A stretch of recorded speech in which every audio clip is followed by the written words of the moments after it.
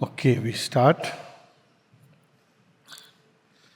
We are on chapter 5 of the second series of essays on the Gita. So that means if you take from beginning, it will be the 29th chapter from essays on the Gita. And this is a continuation of chapter 9 of the Bhagavad Gita. So in chapter 9 of the Bhagavad Gita, it's termed as Raj Vidya Guhya Yoga. So there is a secret, Guhya secret, and Raj Vidya, the king's secret, whose knowledge is not accessible to all creatures. And at the very beginning, we are told that there are those who with faith know me, and there are those who don't know me and despise me in the human body. So the Gita draws a distinction that there are those who intuitively, it's an act of faith, they know, somehow they know that there is the divine behind this creation, within. There is a logic to it, but we need not go into that. And there are those with an asuric predisposition, they don't know me. And the two paths later on he will describe to us. But right now, in 5th chapter, Sri Aurobindo is only laying the foundation of what is this secret or secret of secrets we are here to learn. So it's titled The Divine Truth and the Way. So truth, we all know, is one. We keep hearing this from everywhere. So often when people say that there is one truth, I say yes, but the wise call by different names and the fools conceive it in different ways, as if they are mutually exclusive to each other. But in the vision of truth, they are all integrated beautifully, not by some formula, but by the fact of spiritual experience. So this is another thing which the Gita, Sri Aurobindo make it very, very clear that it is known by the fact of spiritual experience. We cannot know these things simply by logical analysis. We can know it by faith and we can know it by spiritual experience, not just as a belief. And yet, Sri Aurobindo explains to us now, and I think this is not very audible, so let me put it here. Yeah, now it's better? Audible? Am I audible, tangible, perceptible, receivable?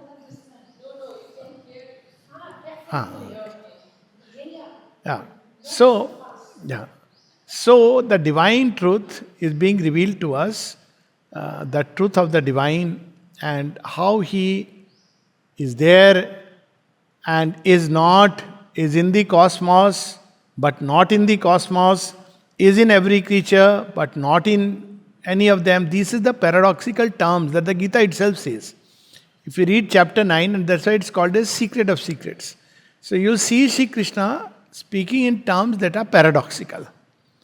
And Sri Aurobindo makes it very simple and clear for us.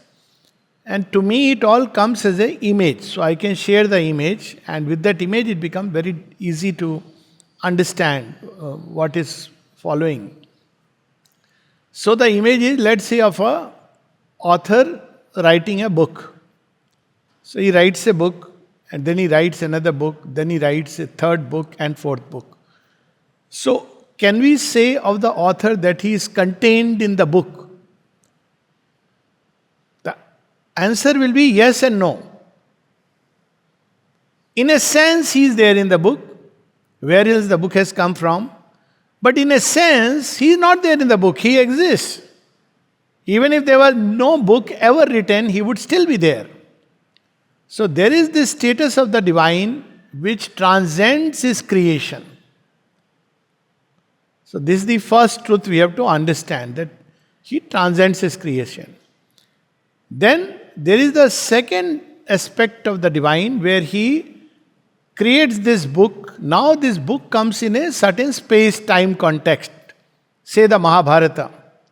So there is the divine existing beyond the space-time, where he carries all of it in himself as a kind of seed or just as a possibility. We can't even use the word seed. Because before the author has started writing, even before the urge to write has come, of course it is there inside, but in some state we don't know. Otherwise, it won't come out. Then the urge to write, and then he picks up the pen. There is the power to write. There is the power to express all that is in his heart. And that power is called as Yoga Maya. It is the divine's power of bringing out in forms and names what transcends forms and name. And it's very real. It's not Maya in the sense it's unreal. It's very real. So when we watch, for example, a television serial on Mahabharata, we hardly think of Vyas. Most people are glued to the scene that is going on. But they are all characters which are emerging from the being of Vyas. So the second is his cosmic manifestation, where he pervades everything. Though it's very difficult to connect with each thing with the author, but he pervades everything that is there, just as the sky pervades this whole phenomena of earth and all that is happening upon it. And just as the air that connects the sky to the earth, similarly the Yoga Maya, or the power of the divine, it connects everything from the divine who transcends all, and it inhibits everything. Air is the very breath of life. It makes us live. It permeates as the aerial principle even in atoms. But where does it rest? It rests in the sky. That's how the whole conception goes. So this is the second aspect, the cosmic manifestation. And then what about each of the character? Each of the character also is something of Vyas has flown into each of the character. It's just like emerged from him and gone into. Because by his breath they live. They all exist because of him. They all exist by him. Were he to withdraw his consciousness from any of them, they would collapse. He can rewrite the whole story. Now here he is not talking of the purpose of the story, because that's not the Gita's intent to unfold. Though it unfolds that at one point of time, talks about march of civilization, all that is there. But right now it's only revealing that look, this entire cosmic manifestation exists in me and by me and for me. That's all. That's what he says. This me is evidently not the egoistic I, because human beings, when they read, especially in adolescence, when you read it, say, oh, Sri Krishna is speaking all about himself. That's not fair. That sounds like anyone else. But this is where we mistake. For the convenience of language, we use the word I. When Aurobindo uses the word I, and when the mother uses the word I, it means very different thing than when someone else. And even in our human life, we all use the word I. But what is that I recognize myself as my fundamental truth?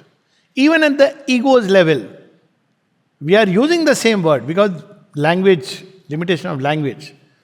So I had I went to the samadhi and I came out of the samadhi. Another I went to the samadhi and came out of the samadhi says the same sentence. But the experience of the two I is very different. So ultimately, what Shri Krishna is speaking of, that I or the great I or me, if you want to put it in capital letters, basically it is about the superconscious state of the Purushottama in which he enters. Sri Aurobindo says that very clearly, and there are indications in the Gita that during the Gita, when Gita was being given, Shri Krishna was in a superconscious state of existence. In that state he enters because there is an exigency of the moment. He has to express certain things. He even expresses Vishwarupa. But later on he withdraws. It's not like all the time he is acting in that state. So, but any time he can bring out, which opens door to a third possibility. He is not just in the cosmic manifestation, all these characters, he even enters into the cosmic manifestation. So each character is something brought out by him, but he is also in it. But the difference is that these characters, say Mahabharata, the characters Duryodhan, Arjun, many others, they don't know what's going to happen. But the divine entering into the flux and flow of creation is aware, because he is like the leader of the march of civilization. So we have the Mahabharata, Krishna is also a character, even Vyas is a character in the Mahabharata. So it's very symbolically accurate description of how the divine flows into the creation, though he is also above it, though he is also covering the whole manifestation, holding it within him, and yet though he is in everything, he is not in anything. He is in everything as the author is in every character. How? Through his power that has gone into creating things. But equally, we cannot say, oh, that means Duryodhana is also Krishna, they are all same. This is a mistake that our mind makes. All is one, all is same, all is equal. It is the truth of our fundamental being, not the truth of the manifestation. So Sri Krishna makes this distinction. And then each of the character also is something of him that has gone into it. And this something of him, the images are much later. So essentially it is some aspect of the divine, of that glory of glories which has flows into each of the character, gets distorted in the lower nature, but eventually it has to recover its fullness through the passage of many lives. That's being not revealed here, but over a period of time, it's hinted even in the Gita. So this is the secret of secrets. So what manifests, let us say, in a being like Ravan, in Duryodhana, because since we are at Mahabharata. So what divine aspect is manifesting in Duryodhana? So as his name suggests, he is a great warrior. That's how he is Duryodhana. Difficult to conquer. It's not easy to beat him. Actually, in many ways, he is quite a match to Bhimsen, who is the unequaled, mace wielder. But, of course, he has been later blessed by his mother and he becomes almost invincible.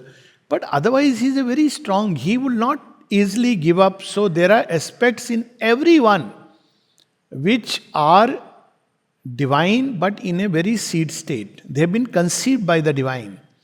But as they enter into the lower nature, which Sri Krishna has already revealed, that there is my higher nature and there is the lower nature. In the Vibhutis, the higher nature becomes more and more evident.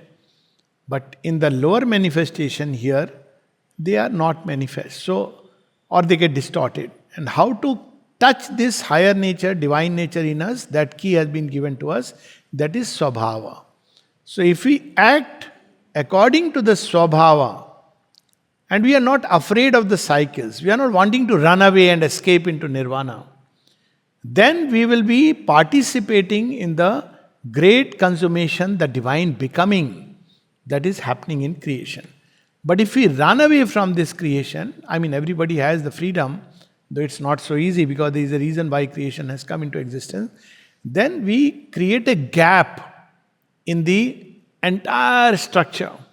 And in a way, it does create an imbalance in the creation. So all those who run away, so the advice of Sri Krishna is carry on in the creation, act according to Swabhav, giving everything to me because I am the source of all things, I am the great culmination of all things.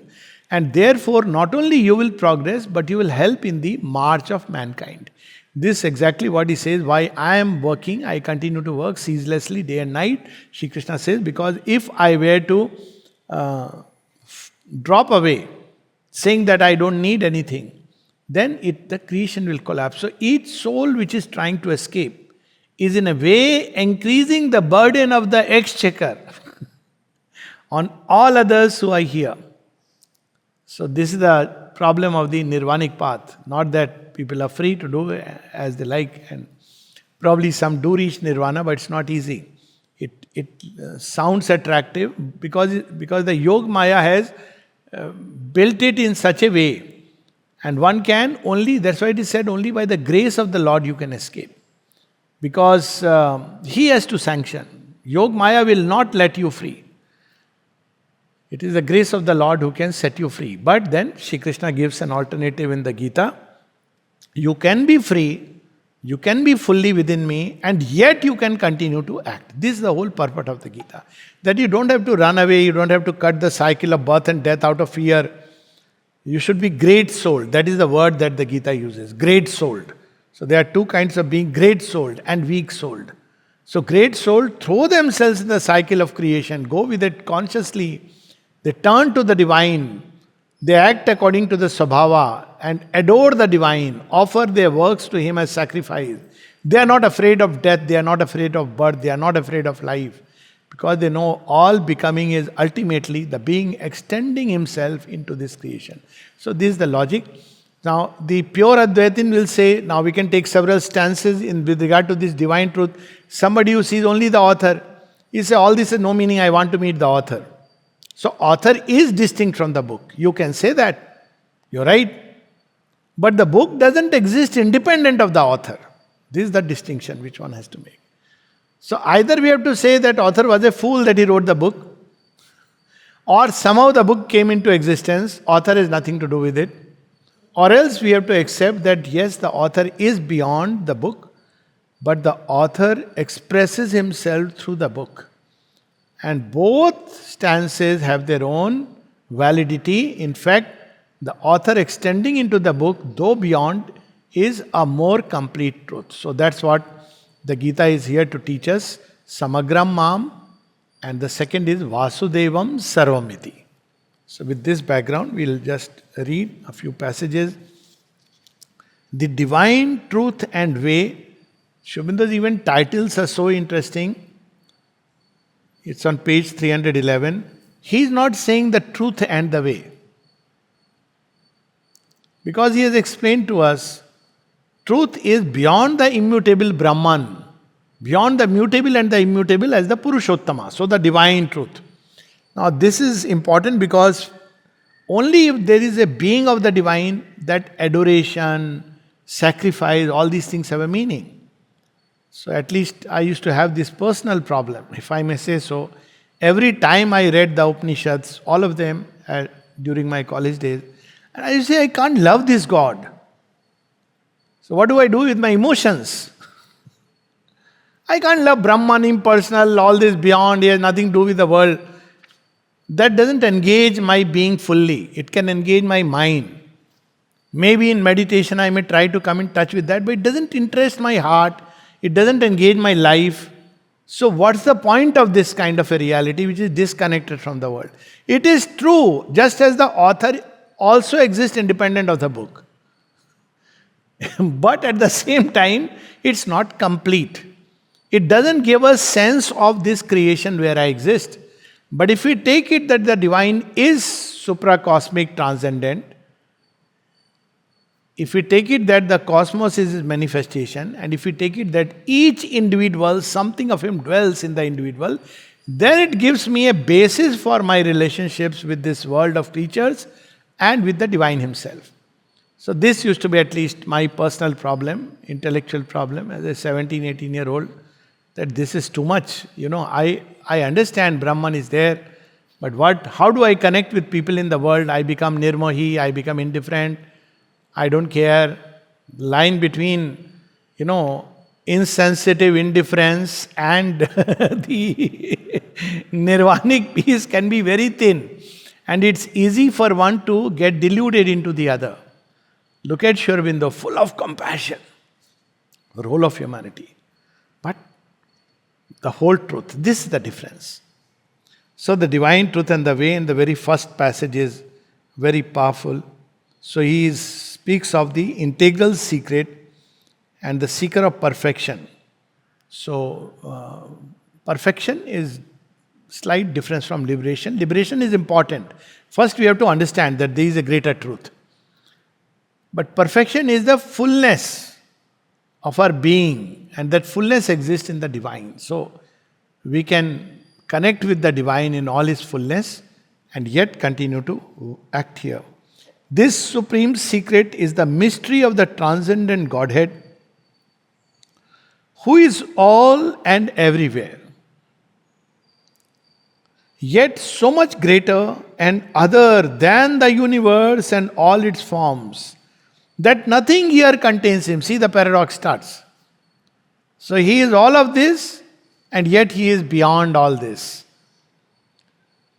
Nothing expresses him really, and no language which is borrowed from the appearances of things in space and time and their relations can suggest the truth of his unimaginable being. Just as by counting all the characters in the Mahabharata and taking stock of their psychological state, their inner state, we cannot conceive Vyas. We cannot conceive the author. So this is how we have to understand this. The consequent law of our perfection is an adoration by our whole nature and its self-surrender to its divine source and possessor. Our one ultimate way is the turning of our entire existence in the world, and not merely of this or that in it, into a single movement toward the eternal. Because everything here derives from the divine truth. See, this is the main difference that it draws between those who have faith and those who don't have faith. So, say an Arjun is acting or Bhim is acting, he has to remember that the strength that is there in me has come from the divine. Duryodhana is also strong, but he forgets that I owe all this to the divine. Still, ultimately his will be fulfilled through the clash and the strife. But as far as an individual destiny is concerned, its own consummation, it will be delayed. That's how it is.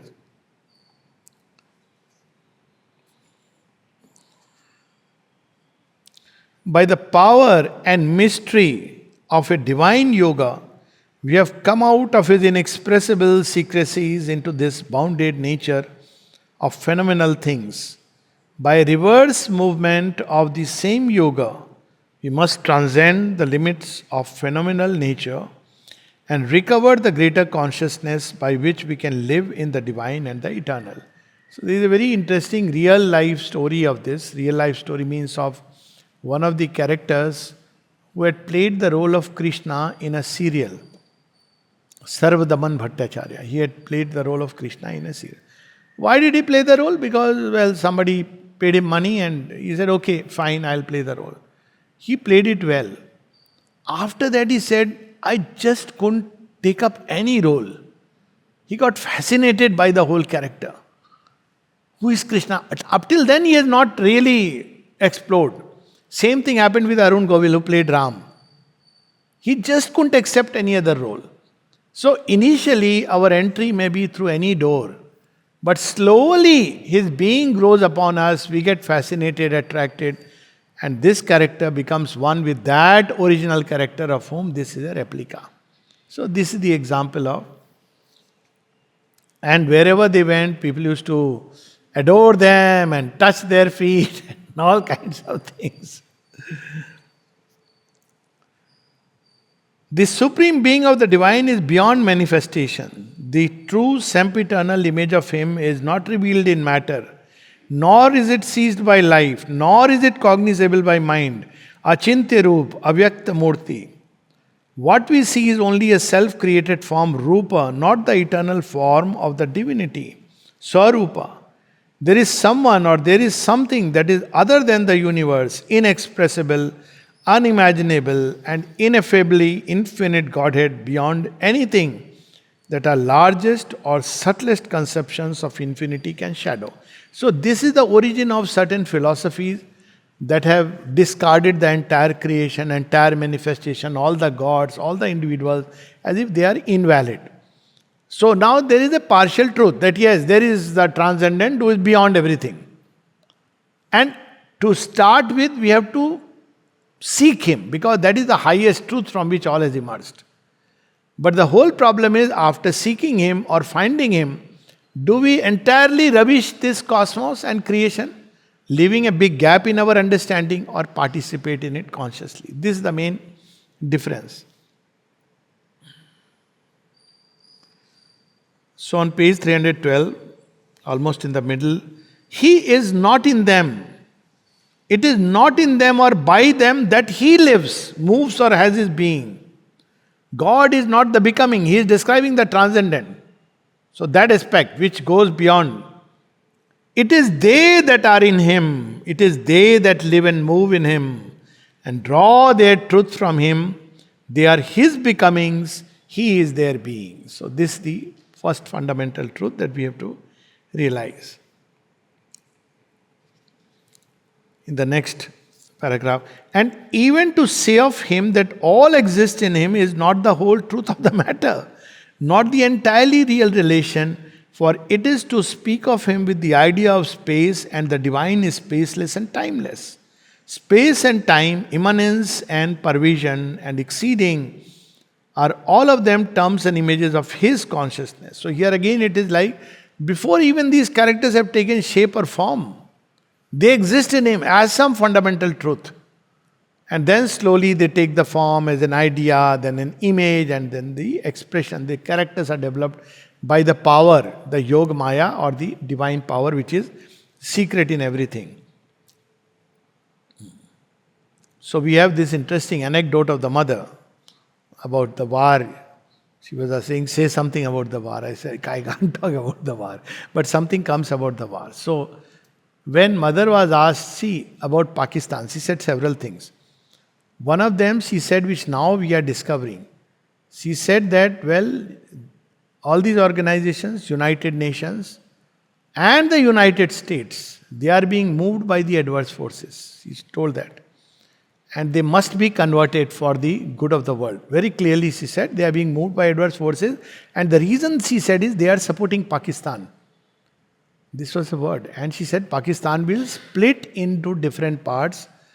And she says it won't happen through a battle between India and Pakistan. They will split, they will demand independence and join with India. This is what the scenario is. Now this is one truth in the cosmic manifestation. But at another point, it's very interesting. When the mother was asked by Surendranath Johar, Taradi's father, that, mother, what about Pakistan? What about Pakistan? And she became quiet, indrawn. And then she says, but where is Pakistan? Where is Pakistan? There is no Pakistan. Now you see, that is there is a beyond where it doesn't exist. It's a distortion. There is no Pakistan. The truth in the truth of the eternity, there is only the soul, the Indian soul, and all other nations. Each has their nation soul. But in the manifestation, it has come. Yoga Maya or power, creating things, and then the lower nature, the ego, ambition of the politicians having their way and creating. But since it is not supported by the deepest truth, it is bound to go away. That, as simple as that. How much ever time it may take, whatever be the process, but it's going to go away. So this is how we have to understand that in space and time, the manifestation happens, it happens in a different way. They exist ultimately, but they exist in him in a different way. Just like Asuras here. In the divine being, they are not... the Asura also finds its origin in the divine. But in the divine being, he represents the force aspect of the Supreme. But here, force dissociated from knowledge becomes what it becomes. So this is the next page, 313. This is the mystery of his being, that he is supracosmic, yet not in any exclusive sense extracosmic. Extracosmic means there is no connection with this creation. So there are religions which have made him extracosmic. So extracosmic means he is nothing. You have to just connect. All this is illusion. Somehow it has come into existence. So he is supracosmic. He exists by himself, in himself. But at the same time, he is connected to the cosmos and with each individual. And therefore, we can only say he is supracosmic, not in any exclusive sense extracosmic, for he pervades it all as itself. There is a luminous, uninvolved presence of the self-being of God, Mama Atma, which is in constant relation with the becoming and brings all its existences into manifestation by his simple presence. Therefore, it is that we have these terms of being and becoming, existence in itself, Atman, and existences dependent upon it, Bhutani, Sarva Bhutani. So Bhutani is all the elements which have emerged. So their truth is all in the Atman. But each of them has its own reality because they have emerged from the Atman. So that's how Aurobindo says that this world, even if it is a dream fact, vision of truth. It is a dream seen by truth. So we can't just discard it. It seems a dream if you go into the supracosmic transcendence. It appears like a dream. But nevertheless, this dream has its own truth and we can't just discard it. So, page 313, next passage, somewhere in the middle, we have to start with the crude experience first of a divine who is something quite different from and greater than ourselves, quite different from and greater than the universe in which we live, and so it is and no more so long as we live only in our phenomenal selves and see around us only the phenomenal face of the world. So, the crude, he is using the word crude. Crude is that we are cut off and is beyond all this. And if we live only in the phenomenal selves, then it will be the truth by which, because nothing here expresses that. So we have to get rid of all this and first go and contact him. So this is the crude first experience. That's how we see in the Ken Upanishad, Yan mansana manute yenahur manomatang Tadev Brahmantvam Vidhi Nedam Yadidam Upasate. Know that as the Brahman and not this which men worship here. So, but it creates, as we know, a gap. And the last 3 lines on this page. When we dwell in this difference only, we regard the divine as if extra cosmic. That means as if he has no connection. Next page. We realize this first truth of the Godhead spiritually when we get the experience that we live and move and have our being in Him alone, that however different from Him we may be, we depend on Him for our existence, and the universe itself is only a phenomena and movement in the spirit. So again, the thing is, if He may be extra cosmic, but we depend on Him, I mean the whole existence depends on Him, and this we can even logically understand.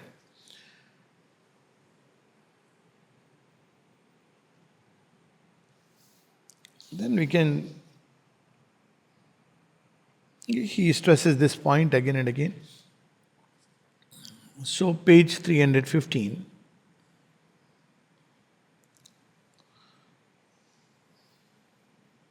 Again, if we press yet another way the difference between these self and the forms of self, we may come to regard these self as containing and immanent.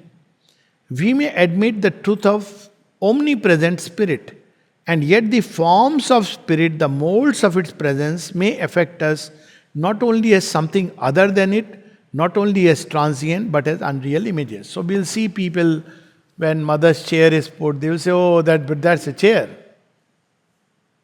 There's somebody who, I remember, Chotnaranji, once he told, claims to be a yogi, but this term, very crude beginnings.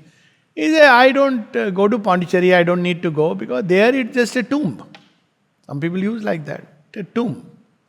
And Mother Aurobindo, inside I've realized it. So, Chotnaranji had his very intuitive and, a kind of sharp, ironical humor. He was very erudite also, had his own experiences. So he tells him, oh, you mean to say we are fools that last 40 years we are putting our head on the slab of stone? See, so the difference is that, okay, maybe, but that is only his body, and the spirit is different. So they don't understand, for example, the importance of relics. You start with that, it's easy to understand. So what are relics of Sri Aurobindo and the mother? Are they just a part of the body, or are they which carry something of Him in it? Now relics is an example which we can. So similarly, in a way, this is very special because this belongs to the divine who has taken a human form. But same way this whole creation, everything contains, even in its outer appearance, even in the form. So he is saying that yes, there is at one level a distinction between the spirit and the form, but at another level it is true that these forms derive themselves from the spirit. The spirit not only pervades, it has entered into it. It's like something of me has entered into the last touching point of the finger and the limbs. I can't just say it is not me. So somebody will say, okay, Give me. It's not you. Give this finger to me. So this is how one has to understand that, there is a very interesting poem of Sri Aurobindo, Form. O worshipper of the formless, reject not form, what dwells in form is he. And then he even goes on to say, this form itself is also he. Now this where both are true, that the spirit exceeds the form, no form can capture him, but this form is also he. Now this is actually a practical implication more than anything else. So practical implication is, because he not only dwells in each form, but he has become these forms. Being is becoming. So therefore, through any form, we can enter into his being. Because it's one extension. We can pick up a form, and through that form, we can enter into his being. Now that's where the faith is required and the adoration. This he continues to spread. But on the other hand, a few lines below, we get another revealing spiritual experience in which we are forced to see as the very divine all things, not only that spirit which dwells immutable in the universe and its countless creatures, but all this inward and outward becoming.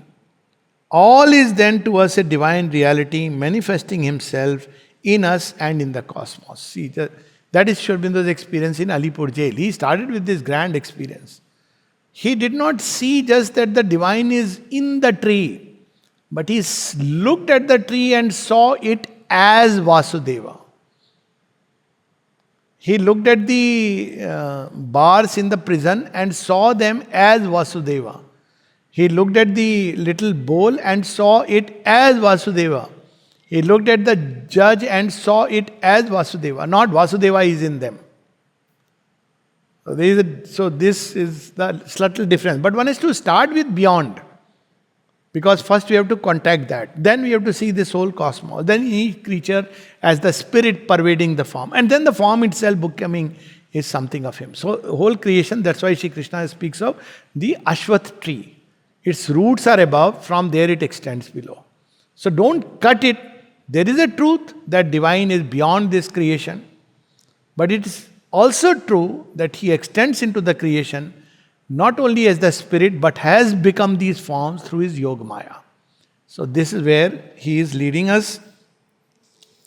All is then to us a divine reality manifesting himself in us and in the cosmos. Okay. So page 316. This is what is intended by the phrase Vasudevaha Sarvamiti. This was his experience in Alipur jail. The Godhead is all that is universe and all that is in the universe and all that is more than the universe. The Gita lays stress first on his supracosmic existence, for otherwise the mind would miss its highest goal and remain turned toward the cosmic only, or else attached to some partial experience of the divine in the cosmos. That means through the gods.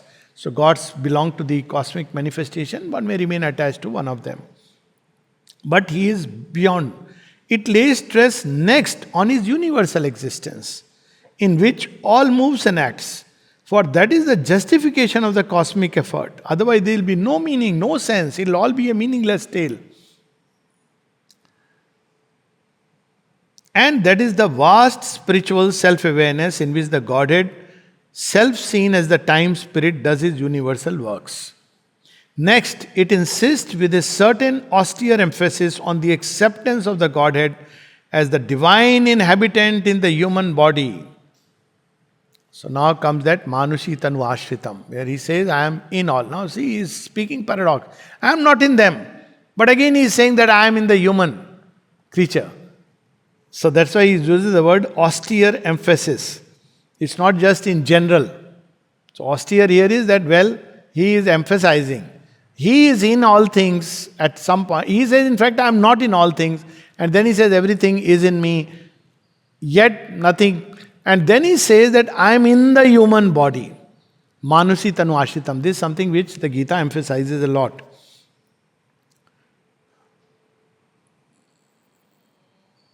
For that, seeing too is essential to the God knowledge. On it is founded the integral turn of the whole being and the whole nature Godwards, the acceptance by man of the works of the divine power in the world, and the possibility of remolding his mentality and will into the type of the God action, transcendent in initiation, cosmic in motive, transmitted through the individual, the jiva. So this is how the whole thing is complete. That he is transcendent, he is cosmic, he is immanent. And because he is immanent within man, that means each of us as an individual have a divine meaning. Otherwise, it will be meaningless. If our whole, there is no divine in the individual and he is just cosmic or extra cosmic, then our life has no meaning at all. Or it will have a very secondary meaning. Cosmos is unfolding, we are just puppets. That's how some people say we are puppets. But each of us has a meaning because the divine, a thought of God is in each one of us. That's how Mother puts it, and I love this phrase. A thought of God in each one of us. Aurobindo uses the word real idea. So, but we have to start from there and then we will enter into the how he is expressing himself in me. What is it purpose he wants to fulfill in me. So there is something called as an individual purpose. It is so because the divine inhabit this, but this individual purpose is connected with the cosmic movement, not independent of it, and the cosmic movement itself depends on the transcendent. So this completes the cycle. So again there is this thing which we often, because the divine is the Lord, that's what we hear everywhere. He is the transcendent, He is the supreme, He is the Lord. So we have this idea of omnipotence of the Lord. He is omnipotent. So then I should pray and immediately get cured. This is now a big practical difficulty, no? That why doesn't it happen? So there if we understand that how is the cosmos come into existence? Through Yoga Maya. And then there is the nature. Nature is, let's say, a manager of the Yoga Maya. I didn't want to use the word servitude to Yoga Maya because she is so living and real to me. Both of them, they will feel bad, huh? That you call me, but through the nature. Now all this is He Himself. So it's a whole net He has, that Yoga Maya has created for the working and functioning of the creation, and you can't touch one point without disturbing all the others. So it's not as, because there are laws that have come into existence with a certain purpose. Let's say, for example, if there is an illness, it's because there is a disharmony. So if I want that it should be fine like magic, well, if I don't correct the disharmony, it won't work like magic. It may be fine, but it will come back again. If at all the magic takes place. Because these laws and processes of nature draw themselves from the Yoga Maya. Yoga Maya itself rests on the divine. So it's like he is contradicting himself. That won't happen. So he respects, in common parlance said, he has made the laws and he respects the laws. Though he overrides the laws, he is the Lord and yet he follows the law. So one simple example was that when the car came to pick me up, he parked in front of Desiree main gate.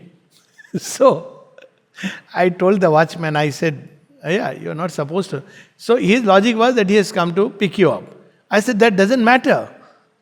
Now, that doesn't matter because I have seen the car getting parked in front of the gate, not only here, dispensary, nursing home, and I keep telling them, don't do this. This is not a good practice.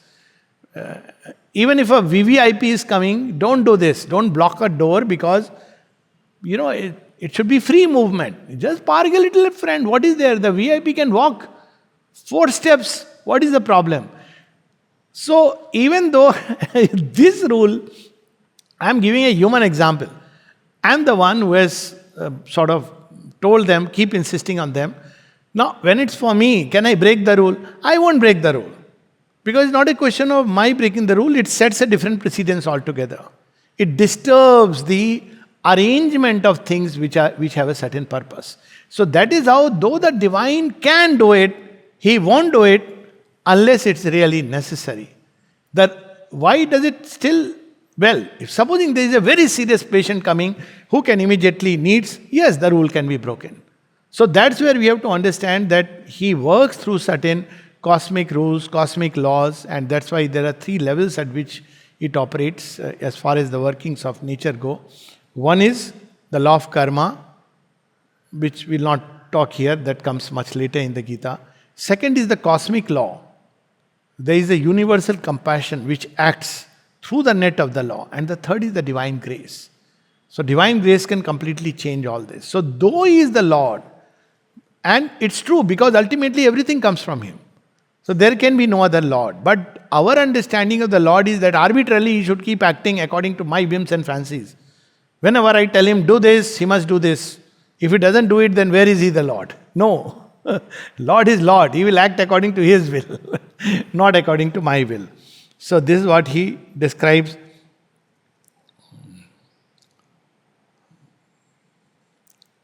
But the truths, page 317, third line from above. But the truths that we can put forward, okay, we can start from page 316, where the paragraph begins. The Supreme Godhead, the self immutable behind the cosmic consciousness, the individual divinity in the human being, and the divine secretly conscious or partially manifested in cosmic nature and all her works and creatures are then one reality, one Godhead. But the truths that we can put forward the most confidently of one are reversed or they alter their sense when we try to apply them to the other poises of the one being. As transcendent, he can undo the whole cosmos. But when he is entered into the individual play, he won't do that. So all these are one reality. And he continues to be the Lord, yet the action will be different. Thus the divine is always the Lord, Ishvara. But we cannot therefore crudely apply the idea of his essential lordship and mastery in exactly the same way without change in all four fields. Realize the divine within and see the Lord's action will be so. That's how Mother says. If you can completely surrender, then it's something else which operates. There is a story of one Sadashiv. He worked in marbling, my first department. So there I had the story. And so he developed back pain and severe back pain. And the doctors told him that you have tuberculosis and it needs to be operated and all that. So he wrote to the mother. Mother said, do as you wish to. She said, you go either ways, I am with your choice. So then after 2 weeks, there was a foreign doctor who came from UK. He said, okay, let me take a second opinion. So he took a second opinion. And this doctor also said that, well, now he absolutely right, this needs to be operated. And it's urgent. The sooner you get it done, the better it is. Again he wrote to the mother. Mother's answer is the same. Do as you wish or do as you please.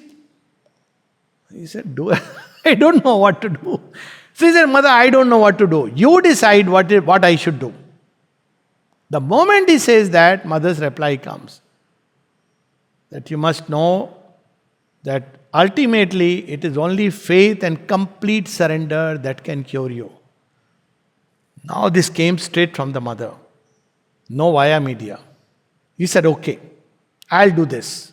So he was 45 when he started. He developed this tuberculosis of the back and all that.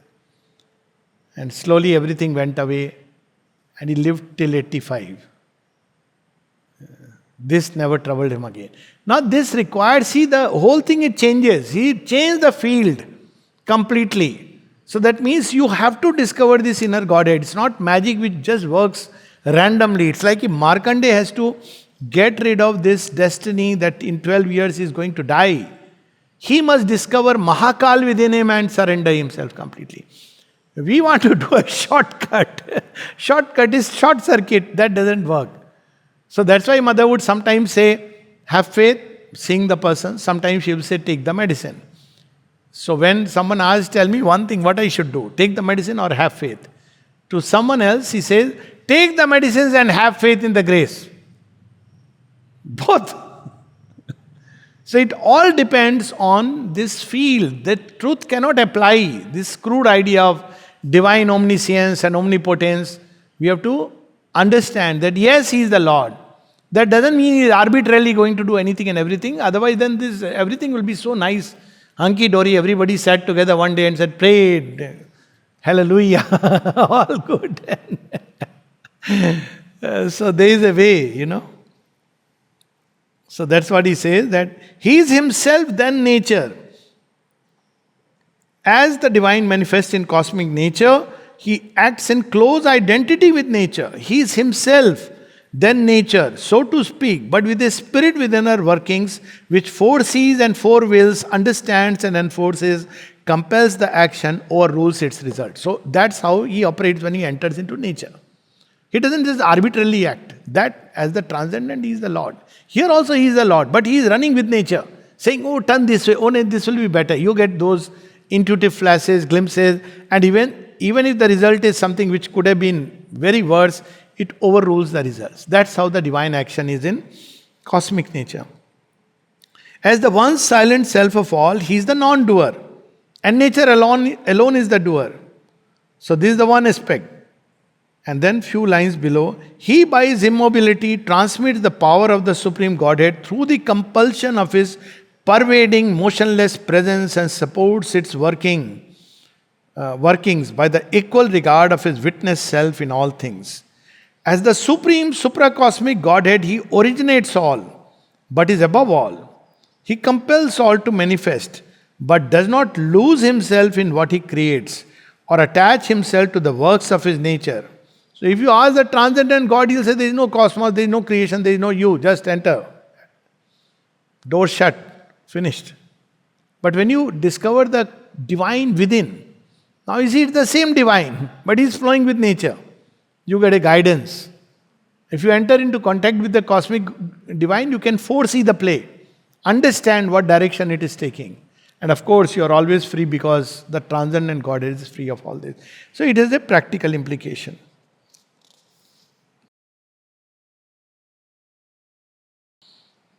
So these are the possibilities before us, 317, last 7-8 lines. For we can identify ourselves with the one self-supporter of all things and become the witness and non-doer, or else we can put our individual being into the human soul's right relation with the Supreme Godhead within us and make it in its parts of nature the immediate cause and instrument, nimitta, and its spiritual self and person a high participant in the supreme, free and unattached mastery of that inner domain.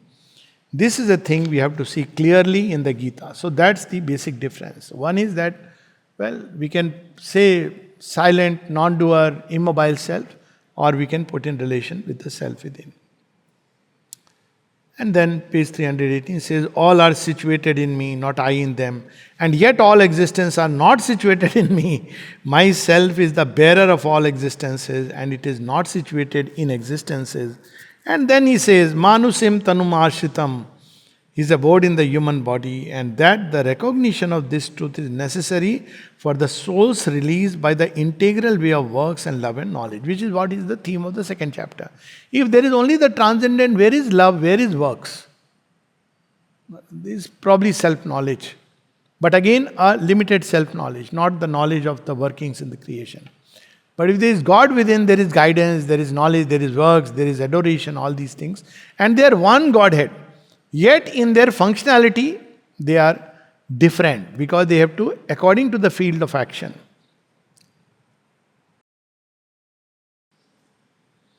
Now it comes to what take-home point for us, the Jiva. Page 320. The supreme from above cosmic existence leans, it is here said, or presses down upon his nature, to lose from it in an eternal cyclic recurrence all that it contains in it. So it says, pressing upon my nature, prakartim swam. So that's how all that was once manifest and has become latent. All existences act in the universe in subjection to this impelling movement and to the laws of manifested being by which is expressed in cosmic harmonies the phenomenon of the divine all existence. The Jiva follows the cycle of its becoming in the action of this divine nature. Prakartim mamikam Swam Prakartim, the own nature of the divine. So this is how the Jiva has now entered the cycle. And then he has to follow. There is a manifestation with the laws of manifestation, the lines of forces, and he flows into it.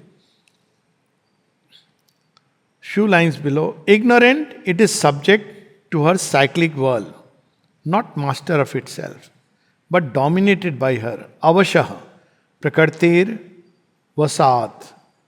Only by return to the divine consciousness can it attain to mastery and freedom. So this is the first thing we have to understand. We are in the world, we don't know where it's going. It's like suddenly entering into a cricket field, not knowing what the game is about, not knowing about the ball, not knowing how to play. And imagine somebody also hands the bat in your hand. What's going to be your state? But we can play the same game consciously, knowing the rules of the game, knowing what the play is about. The divine too follows the cycle. This is beautiful. It's not just the Jiva is there and he is up above. He also enters into the cycle.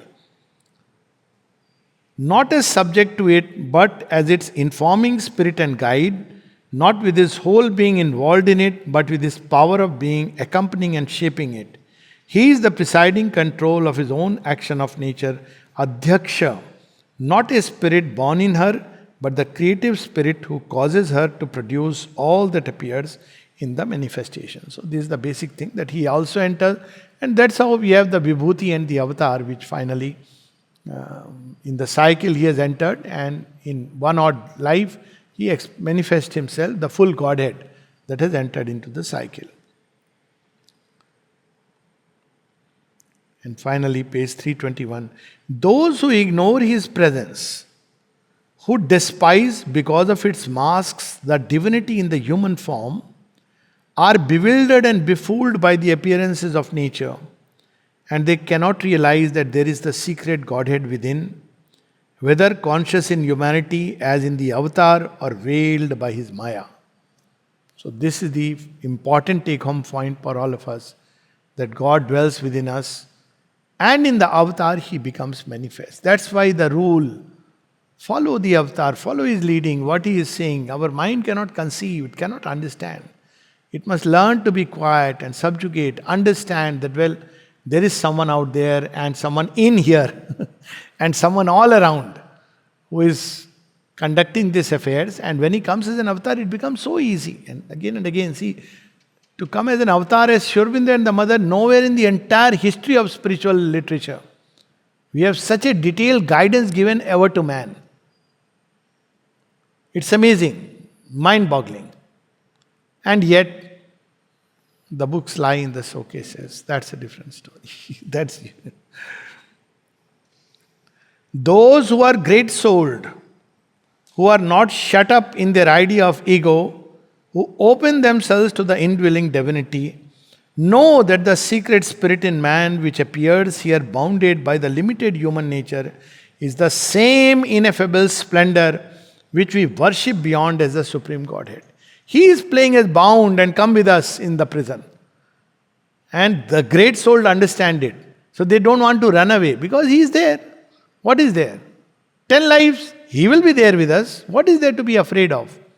So these are the great soul. They become aware of the highest status of him, in which he is master and lord of all existences. And yet see that in each existence he is still the supreme deity and the indwelling Godhead. Though he has modified himself to the field of the play, yet it's the same Godhead. All the rest is a self-limitation for the manifesting of the variations of nature in the cosmos. They see too that as it is his nature which has become all that is in the universe, everything here is in its inner fact nothing but one divine. All is Vasudeva, and they worship him not only as the supreme Godhead beyond, but here in the world in his oneness and in every separate being. This was the original idea of Namaste. I bow down to the divine within you. Namah. I bow down to the divine within you. When Sri Aurobindo had to speak after the realization of the silent self, he had to give speeches. He gave speech in Pune, he gave speech in Mumbai and Surat and all this. He said, how am I going to speak? He said, nothing. You just bow down to the Narayana in the audience and let the Narayana in you speak. So that means you're not trying to impress anybody, not trying to, please the people, what they will like, they will not like, it's irrelevant. It is the divine who speaks and the divine who listens. That makes the difference. So this is where we get the secret. Often people say, I become very public conscious and social conscious. I tell them, see, whenever anybody you are speaking to, people are there, take it that they are all Divine Mother who are there in front of you. Will you be afraid of her? No, sir. Then what is the problem? You're not trying to impress her. She knows you. What is there to impress anyone? So this is where all is Vasudeva. They see this truth, and in this truth they live and act.